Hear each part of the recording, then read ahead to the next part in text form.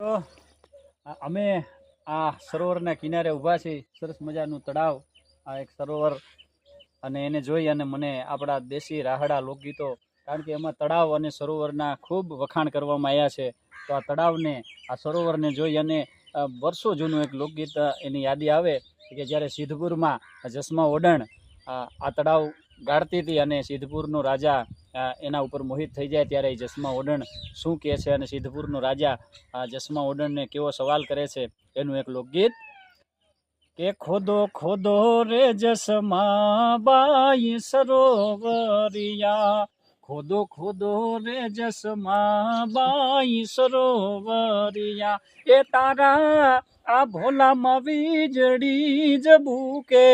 જસમા બાઈ સરોવરિયા, એ ખોદો ખોદો રે જસમા બાઈ સરોવરિયા.